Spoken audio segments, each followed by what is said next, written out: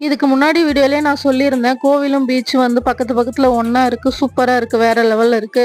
Video லென்த்தா இருக்கிறதுனால என்னால போட முடியல. கோவில் வீடியோ வந்து நான் நெக்ஸ்ட் வீடியோல போடுறேன்னு சொல்லியிருந்தேன். இதுதாங்க அந்த கோவில். இந்த இடத்துக்கு போனீங்கன்னா பார்த்தீங்கன்னா, சான்ஸே இல்லைங்க. அவ்வளோ ஒரு மனசு ரிலாக்ஸா சூப்பரா இருக்கு. வேற லெவல்ல இருக்கு. கண்டிப்பா அங்க போனீங்கன்னா, இந்த கோயிலுக்கு போயிட்டு வாங்க. ஈசிஆர் பக்கம் போனீங்கன்னா சூப்பரா இருக்கு. இந்த கோவிலோட ஸ்பெஷலே பார்த்தீங்கன்னா, விமானங்கள் இல்ல, கோபுரங்கள் இல்ல.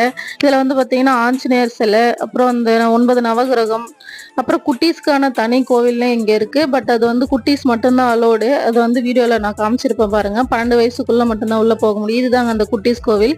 அதிலேயே போட்டிருக்கு பாருங்க. சூப்பரா இருக்கு.